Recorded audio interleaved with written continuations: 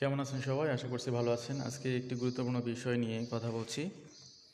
10 October থেকে Canada government নতুন করে অনেকগুলো সিটিকে সেন্সাস মেট্রোপলিটন এরিয়ার মধ্যে যেগুলোতে আনএমপ্লয়মেন্ট রেট 6%-এর বেশি তার একটি আপডেট তালিকা প্রকাশ করেছে।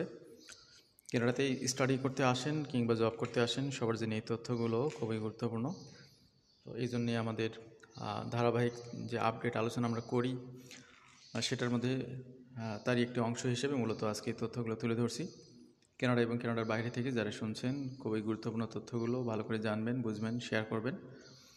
বিশেষ করে আর একটু খোলসা করি, সেটা হচ্ছে 2024 সালের আগস্ট মাস থেকে কানাডা গভর্নমেন্ট নতুন একটি নিয়ম করে, সেটা হচ্ছে আনএমপ্লয়মেন্ট রেট। কাদের আনএমপ্লয়মেন্ট রেট? কানাডার সিটিজেন এবং পিআর হোল্ডার বা পার্মানেন্ট রেসিডেন্ট যারা, তাদের মধ্যে থেকে বেকারত্বের হার যদি 6% বা 6%-এর বেশি হয় কোনো এলাকাতে, এটা রুরাল এলাকাগুলোতে কোনো বাইন্ডিংস নাই, সেন্সাস মেট্রোপলিটন এরিয়া যেগুলো সেগুলোতে এই বাইন্ডিংসটা, অর্থাৎ বিভিন্ন যে মেজর সিটিগুলো রয়েছে সেগুলোতে। তো সেখানে যদি বেকারত্বের হার 6% বা 6%-এর বেশি হয়, তাহলে সে সমস্ত এলাকাতে ফরেন ওয়ার্কার হিসেবে যারা কাজ করতে চায় তাদেরকে লো ওয়েজেস ক্যাটাগরির কোনো জব দেওয়া হবে না বা এলএমআই প্রসেস করা হবে না। এর ফলে ফরেন ওয়ার্কার যারা, তারা কিন্তু তাদের প্রত্যাশা মতো এই সমস্ত এলাকাতে জব পাওয়ার জন্যে তাদেরকে এমপ্লয়াররাও হায়ার করতে পারতেছে না। এর ফলে ইন্টারন্যাশনাল ফরেন ওয়ার্কাররা একটা বিপদের মধ্যে আছে। তো যার কারণে গভর্নমেন্ট এই নিয়মটা করে দিয়েছে যাতে নেটিভ ক্যানাডিয়ান যারা, তাদের স্বার্থ যাতে বিঘ্নিত না হয়, তাদের স্বার্থ বিঘ্নিত করে এমপ্লয়াররা যাতে ফরেনারদের হায়ার না করতে পারে, এই কারণে মূলত লো ওয়েজেস ক্যাটাগরির জবের এলএমআই প্রসেসটাই বন্ধ করে দেওয়া হয়েছে। তবে মিডিয়ান ওয়েজ বা তার উপরে কোনো জব যদি হয়, সেক্ষেত্রে LMI, labour market impact assessment, এই প্রসেসগুলো চলমান থাকবে, চলমান আছে, সেগুলো বন্ধ হবে না।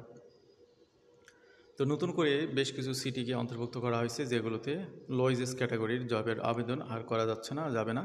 আবার কিছু সিটি যেগুলোতে আনএমপ্লয়মেন্ট রেট 6%-এর নিচে, সেগুলোতে আবার নতুন করে এলএমআই প্রসেস করা হবে। তো আপনারা যারা অলরেডি এই সমস্ত টেরিটরিতে জব করতেছেন লো ওয়েজেস ক্যাটাগরিতে, তো সেখানে যদি আনএমপ্লয়মেন্ট রেট 6%-এর উপরে থাকে, তাহলে আপনার এলএমআই বা আপনার কাজটা কিন্তু রিনিউ করবে না এমপ্লয়াররা। সেক্ষেত্রে আপনাকে হয় হাই ওয়েজেস দিয়ে তাদেরকে রিনিউ করতে হবে, অথবা আপনাকে সেই এলাকা লিভ নিতে হবে, নিয়ে কোনো রুরাল এলাকা যেখানে এই নিয়ম কার্যকরী না, সেখানে যেতে হবে। এর ফলে কানাডাতে বর্তমানে টিকে থাকাটা খুবই টাফ একটি বিষয়, সবার জন্যই টাফ, কারণ ওভারঅল আনএমপ্লয়মেন্ট রেটগুলো অনেক বেড়ে গেছে। এই জন্য এটা হলো বাস্তবতা। এই বাস্তবতা মাথায় রেখে আপনাদেরকে প্ল্যান নিতে হবে। পৃথিবীর সব দেশেই মোটামুটি এখন একটা ক্রাইসিস মোমেন্ট চলতেছে। নিজের দেশে যারা ভালো আছেন তারা নিজের দেশে থাকাটাই বেটার। তো বিশেষ কোনো যদি অপরচুনিটি পান তাহলে মুভ করবেন, সেটা কানাডা হোক, অস্ট্রেলিয়া হোক, যে কোনো দেশই হোক। এই জন্য হুটহাট করে সিদ্ধান্ত নিয়ে মুভ করাটা খুব বেশি বুদ্ধিমানের কাজ হবে না। 6 more regions added to low wage LMI processing freeze starting October 10।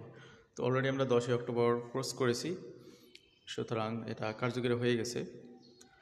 তো এবার আপনাদেরকে দেখাবো কোন কোন সিটিতে এখন লো ওয়েজেস ক্যাটাগরির এলএমআই প্রসেসগুলো বন্ধ করে দেওয়া হলো। সেটা হলো Guelph Ontario, Greater Sudbury Ontario, Winnipeg Manitoba, Regina Saskatchewan, তারপরে রয়েছে Lethbridge Alberta, Red Deer Alberta, Kelowna British Columbia.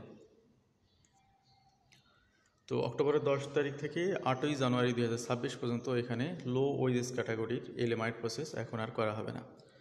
এগুলো নতুন করে অ্যাড হয়েছে সিটিগুলো, তার আগে তো আরও অনেকগুলো সিটি রয়েছে, সেগুলো দেখাবো। আজকের আলোচনাটা অত্যন্ত তাৎপর্যপূর্ণ। স্টুডেন্ট হিসেবে যারা কানাডাতে আসতে চাচ্ছেন বা আসেন অলরেডি, তারা তো ওপেন ওয়ার্ক পারমিট নিয়ে কানাডাতে অবস্থান করতেছেন অনেকেই, বা করবেন।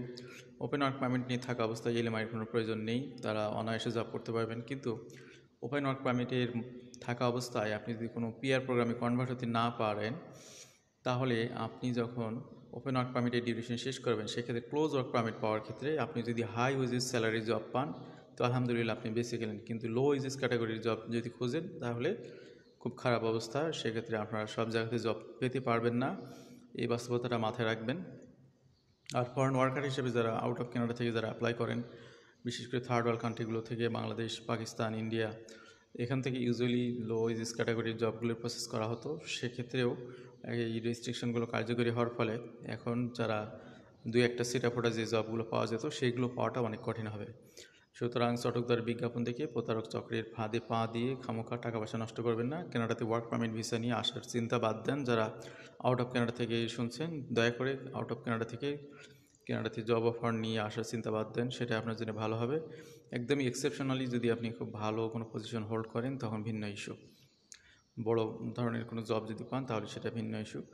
যাই হোক, আপনাদের কিছু মেজর পরামর্শ দেওয়া হলো। এবার আসি নতুন করে বেশ কিছু শহর যেগুলোতে এলএমআই প্রসেস করা হবে 10ই অক্টোবর পর, সেটা হলো পিটারবরো, অন্টারিও, জাস্ট একটা কমে গেছে এখানে। তো এখানে 10ই অক্টোবর থেকে 8ই জানুয়ারি 2026 লো ওয়েজেস স্ট্রিম যেগুলো আপনার যে সিটিগুলোতে প্রসেস করা হবে না, আনএমপ্লয়মেন্ট রেট যেগুলোতে বেশি 6%-এর উপরে, সেই সিটিগুলো এবার আপনাদেরকে দেখাবো। এখানে রয়েছে Saint John's Newfoundland Labrador 6.8% unemployment rate, Halifax Nova Scotia 6.1, Moncton New Brunswick 7.3, Saint John's New Brunswick 7.3, Fredericton New Brunswick 6.7, Montreal Quebec 6.7। এছাড়াও রয়েছে Ottawa Gatineau 7.7, Kingston Ontario 6.6, Belleville হোয়াইট West Ontario 6.6, Oshawa Ontario 9.5, Toronto Ontario 9.5, Hamilton Ontario 7.6। এরপর রয়েছে Saint Catharines Niagara Ontario 7, Kitchener Cambridge Waterloo Ontario 7.4, Bradford Ontario 9.4, Guelph Ontario 9.2, London Ontario 7, Windsor Ontario 11.3, Saint Catharine Niagara Ontario 7, Kitchener Cambridge Waterloo Ontario 7.4, Bradford Ontario 9.4, Guelph Ontario 9.2, London Ontario 7, Windsor Ontario 11.3, এরপরে Barrie Ontario 7.5, Greater Sudbury Ontario 7, Winnipeg Manitoba 7.3, Regina Saskatchewan 6.8, Lethbridge Alberta 8.5, Calgary Alberta 8, Red Deer Alberta 8.7, Edmonton Alberta 9। তারপর রয়েছে Kelowna British Columbia 6, Kamloops British Columbia 8.6, তারপর রয়েছে Chilliwack British Columbia 7.8, Abbotsford Mission British Columbia 8.1, Vancouver British Columbia 6.8, Nanaimo British Columbia 9.7।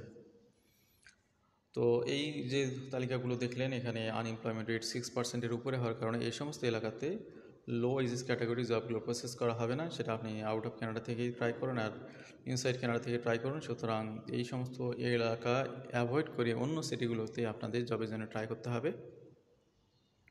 সেটাই হচ্ছে আপনাদের প্রতি পরামর্শ। এমপ্লয়াররা যদি আপনাদেরকে হায়ার করতে চায় তাহলে তাদেরকে যে কাজটি করতে হবে সেটা হচ্ছে লো ওয়েজেস ক্যাটাগরির জব না দিয়ে আপনাদের স্যালারিটা বাড়িয়ে মিডিয়ান ওয়েজ বা তার থেকে বেশি স্যালারি দিয়ে আপনাদেরকে হায়ার করতে হবে। তাহলে আপনারা সেই কোম্পানিতে কন্টিনিউ করতে পারবেন বা নতুন করে এইভাবে জব নিতে পারেন। এটাই হলো অবস্থা। তো আজকে মূলত এই তথ্যগুলো দেওয়ার জন্যই আলোচনা। ভালো থাকবেন সবাই। আসসালামু আলাইকুম।